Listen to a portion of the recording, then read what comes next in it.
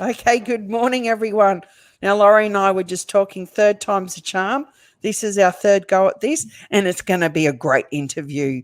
I have with me today, all the way from Kentucky, USA, founder of Cheek and former architect. I'm going to hear all about that. Welcome, Laurie Cheek. Thanks for joining us. Thanks for having me. You are so welcome. I was just admiring Laurie's hat before we came on, and Laurie tells me that she has a lot of hats. How many hats did you say you had, Laurie? I mean, easily 600. There could be 1,000 between all the caps and winter hats and whatnot. But yeah, I've got an obsession with hats. Wow, you sure do. So, what started your obsession with hats besides You know, having a I'm head? I'm actually in home at my parents' house, and I was flipping through my photo albums of when I'm a kid, and there's tons of pictures with me with my brother's hats on, cowboy hats, my grandmother's bonnets. So I think it started at a very young age. Maybe I was insecure about my hair, but I don't know, it grew into something. And I'm from Kentucky, and the Derby sort of inspires these amazing hats too. So I've got a lot of those kind of hats as well. Well, that's an impressive one, and that's a 10-gallon hat. And like Yep, you it's a could like even Stetson. keep a small family underneath. There's some people in here. Yeah, cool. Excellent. Kind of like working around. Now, Laurie, you started your career as an architect, creating things, beautiful things. And why did you step away from that? Because a lot of training and work goes into building a career like that. So, when was the point that you went, I'm going to do something else? It wasn't that I didn't like my career, but I remember even in my 16 years of being in the office, I never wanted, like, I don't know, I never believed in anything as much as I did this idea. So one day I was out and had this light bulb idea that I couldn't stop thinking of for 2 years. And I've always had this entrepreneurial itch, but there was nothing I couldn't stop thinking about to this level. And I've always been a connector in life. And I say I'm no longer building structures, I'm now building relationships. Oh, that's cool. And for those of you who don't know, Laurie is the founder and CEO of Cheat, and it's an online dating app. But it's a little bit different, isn't it, Laurie, to, you Google your Tinders and plenty of fish and how many other things that there are. What's so different about Cheat that, kind of really works on building those relationships?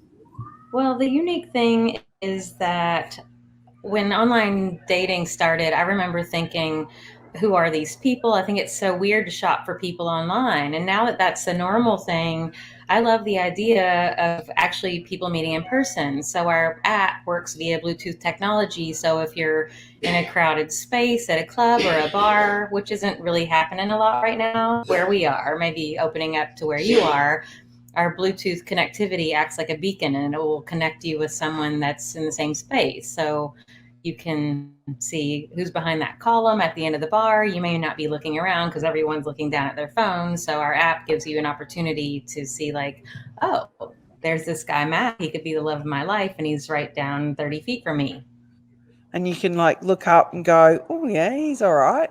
So instead of like trying to work out on an app and going, is that a real photo?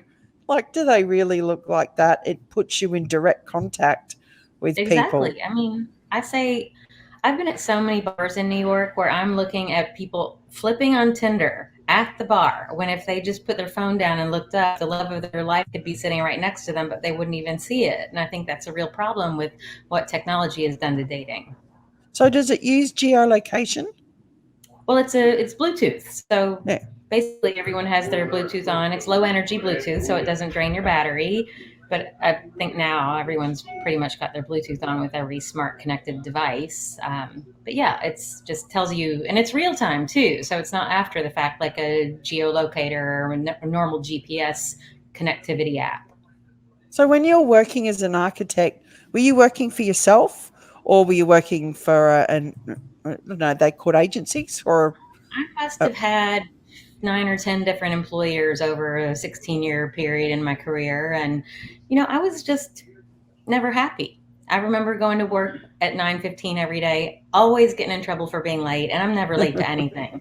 And I'd have my bags ready to walk out the door at 5:59, and everybody would be mad at me because I left work on time. I'm like, you could do it too, but I just remember thinking, I don't want to work to live. I want to live. I mean, vice versa. I want to I live, get you.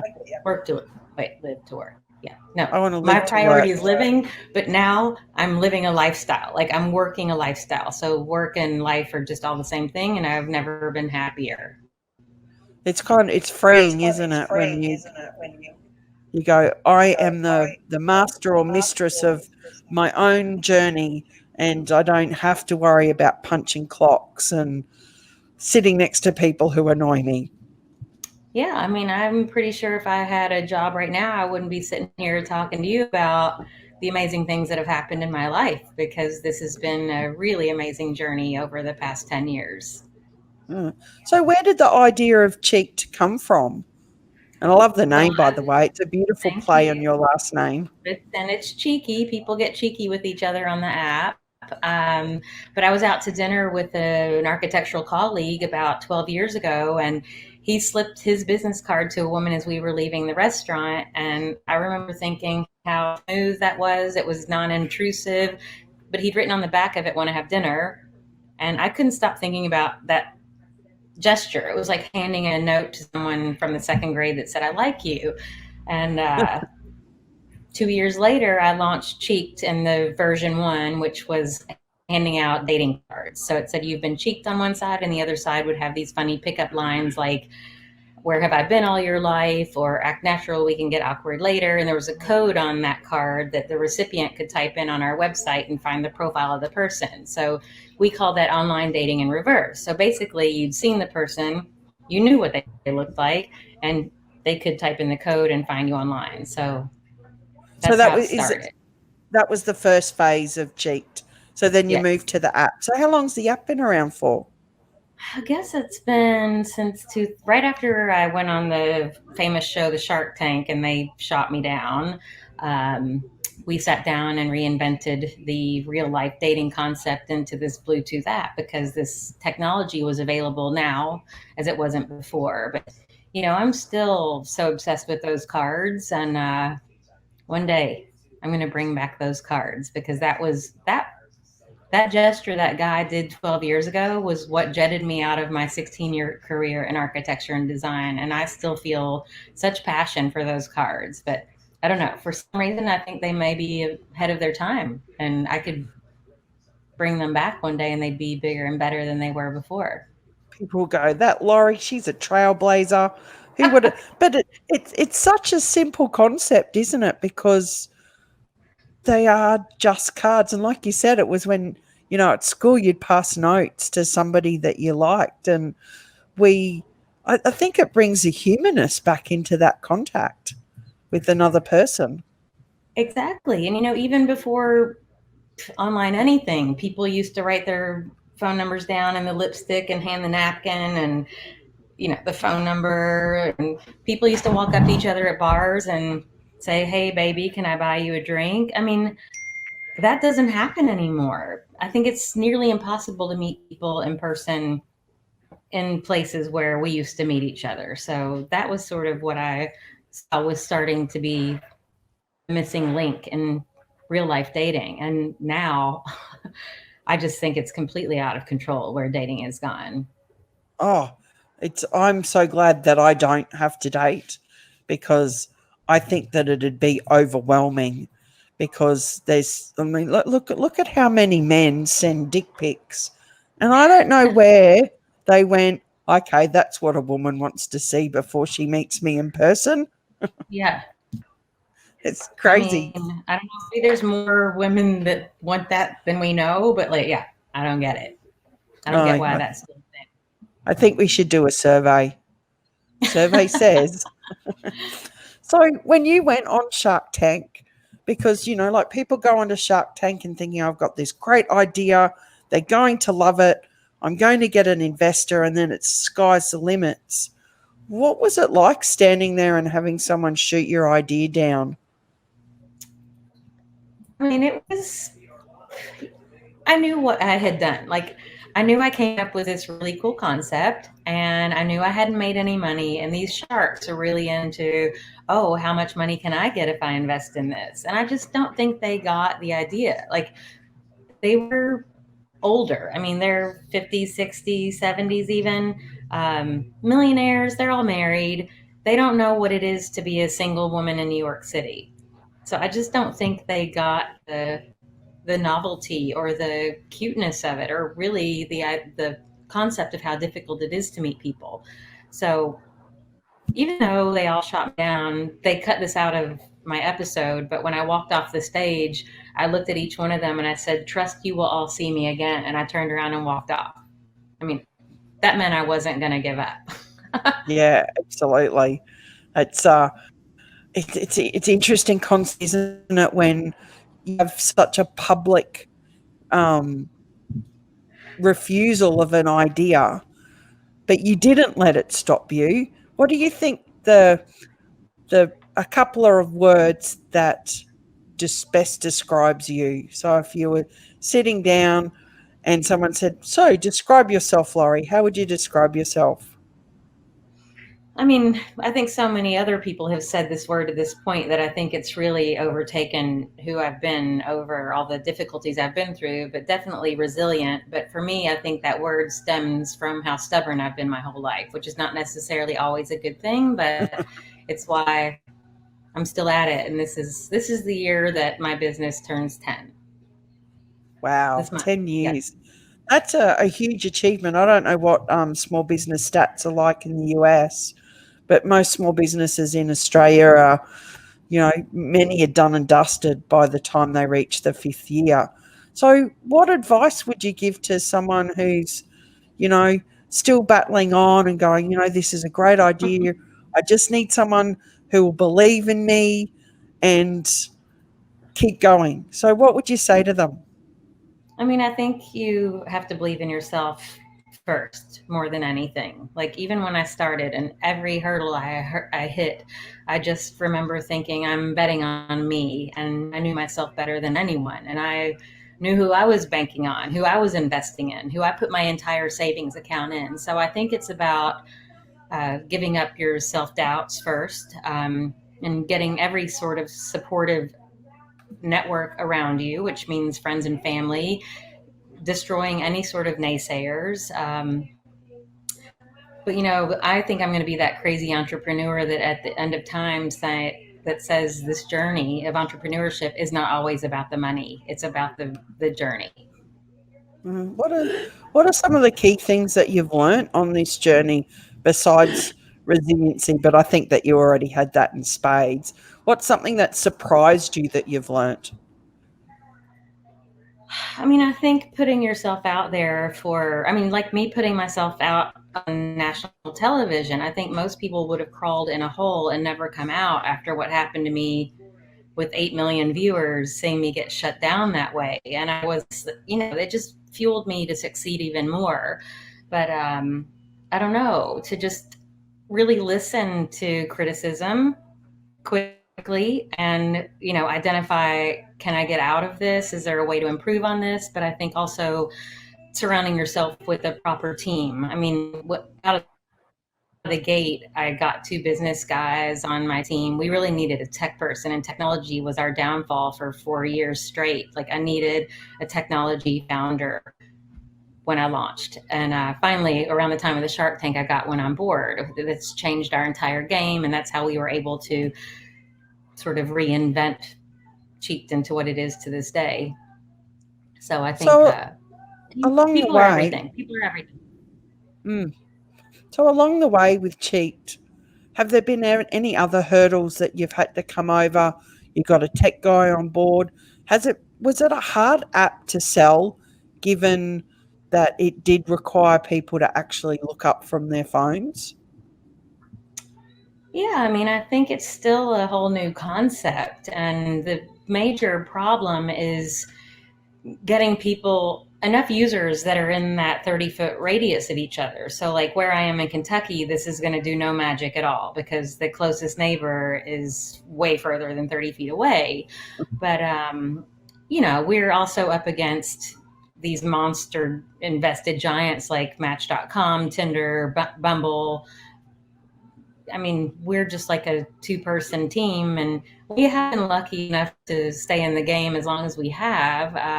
But I'd say one of the other bigger hurdles is a viewer from the Shark Tank in 2015, watching a rerun of my episode, started suing me for stealing his idea, which I pitched on the show. So those cards, he's been suing me for 3.5 years. Wow. That is a tenacious human being, isn't it? I think he really thinks I stole his idea. Yeah, wow. So you've been in and out of court for the past 3 years? That'd take a toll on you. It's like the court system works in a funny way. So you're like, I've never seen the guy, but he just still thinks I stole his idea. And I don't know. Now he's suing me for something totally different. But it's a third lawsuit, and it's 3.5 years. I've already spent all my money on my business, and I've got nothing left. So I don't know. This is going to be the end of me if I just can't like find the pot of gold at the end of these rainbows in my parents' backyard here in Kentucky one of these days. So it's an upsetting thing that I've fought so many years, and I just don't want to let this be the end. But I'm looking for a ray of sunlight that's going to just drop some gold down on me. Yeah, like, come on, dude. Like, that's someone who's got a bug in his bum, isn't it? Like, to continue to keep going after you after all of this time. I'm not going to say anything. I don't know who he is. I've never met him. I don't know what he looks like. So there's sometimes you just can't help people who have a bug in their bum. I've just made that word up. It's a brand new word. Bug in his bum. I don't know. That's kind of strange, Annette. I don't know where that came from. So the coronavirus has obviously impacted a lot of businesses, and it's impacted the dating world. When we're all able to come out of our homes and start interacting again, have you thought about how people are going to be looking at putting their toe back in the dating pool? I mean, I think a lot of people, me guilty of it myself, I'm single. I'm going to be really scared to get close to anyone in an indoor space for a very long time. So, and I know not everyone is as paranoid as I am. But I do think it's going to be some awkward times. And through this quarantine period or shelter at home period, I've been brainstorming about a new way to sort of pivot our app into a way that is more interesting than people just swiping through strangers. And I know I've read a lot about people who are starting to do video dates. So I think that's a little bit more organic than people just doing these long chats that never lead to anything. So I think people are actually almost more inspired to get on these video chats right now. And I think that's sort of an interesting thing that the quarantine period has taken us into in the world of dating. But I've seen some people doing some speed dating online, so I'm not sure how that's working.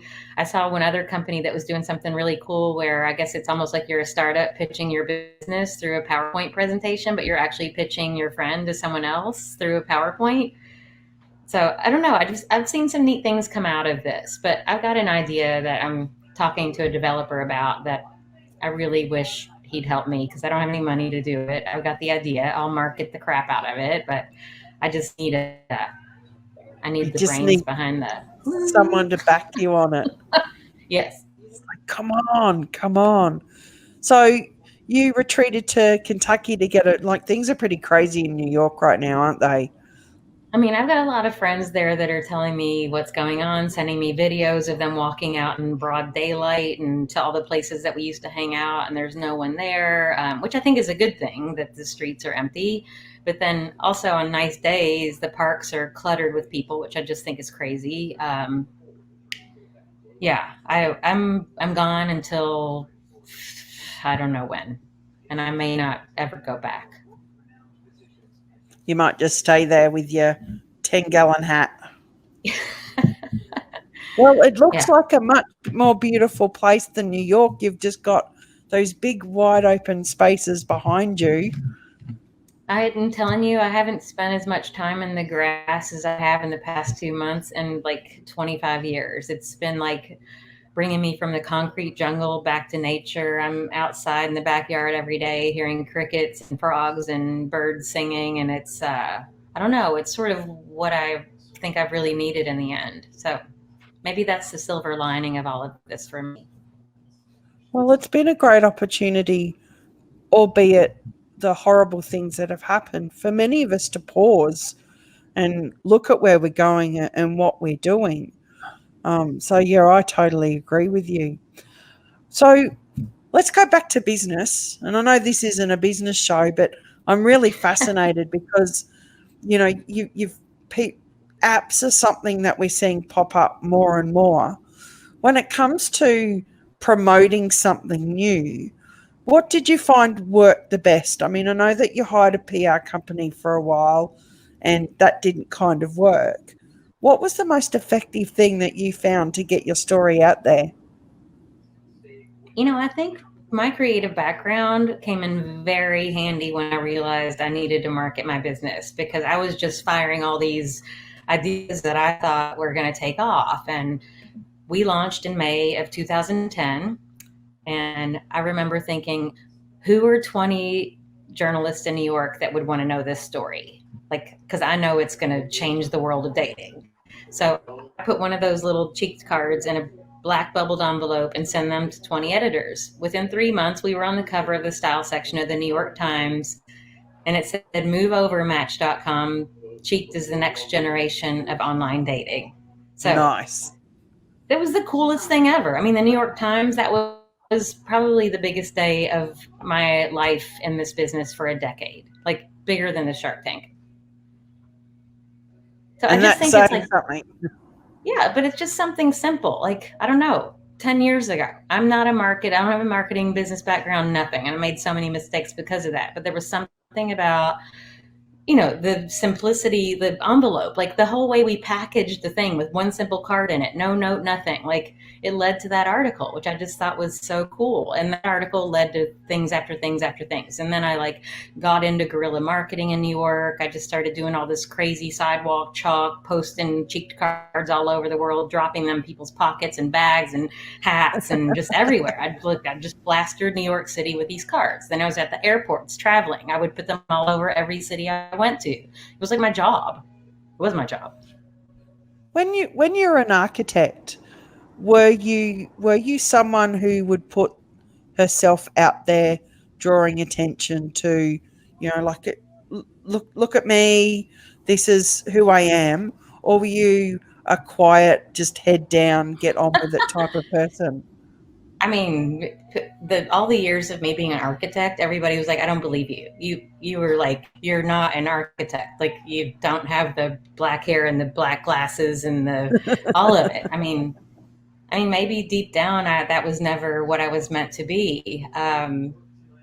So yeah, I think I was sort of outrageous back then too, and I dressed crazy, and I don't know. It's just, I You think had this style and idea. flair.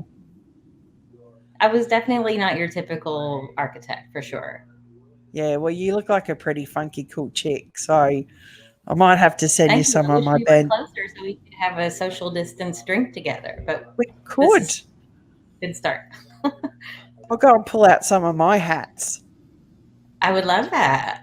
We can Yeah, have I a love. hat off. We can have a hat off. Oh my god, that would be so exciting for people to watch us having a hat off.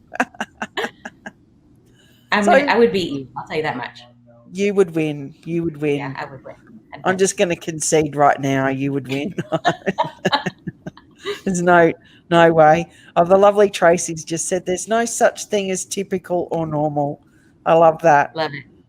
Yeah, there's isn't it amazing when you put yourself out there, the people that get behind you and back you and encouraging you. And I know you said before, when I was doing a bit of research on you, I came across an article that was talking about how you don't like to drink water.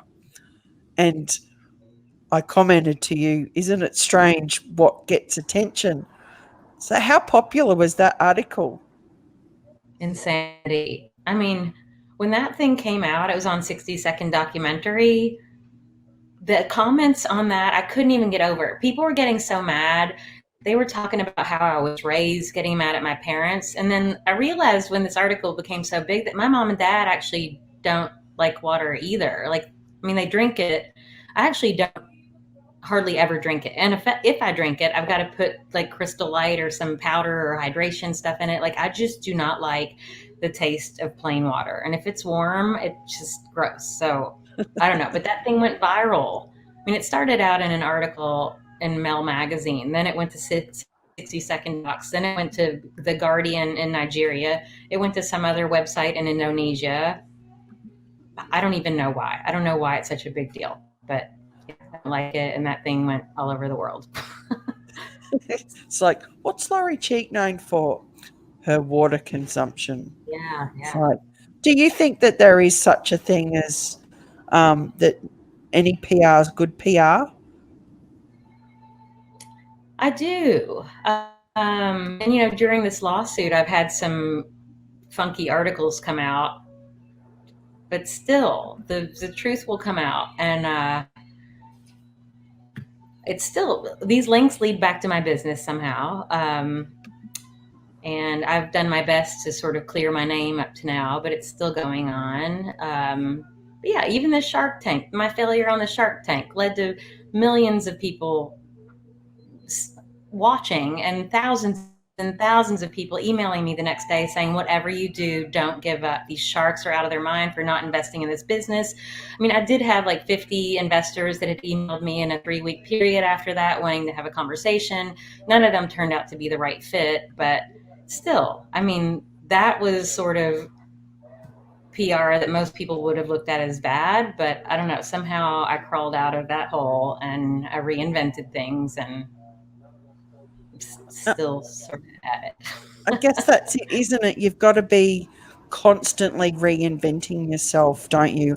I mean, like, mind Yeah. you, though, your look has stayed the same, but when you're constantly taking hits, then you've got to find something really deep inside of you to hang on. So, how important is your why, your purpose for what you're doing, and how does that continue to drive you forward?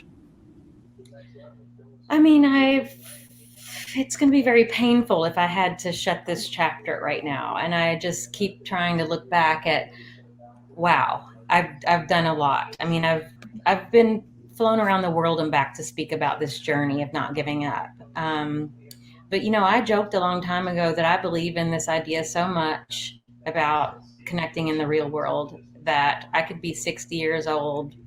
I guess that's 80 now. I could be 80 years old in a nursing home on my cane, just still talking about my business. And by then, I might have a silver sneakers dating app, but it will always still be called Cheat. So, talk about reinvention.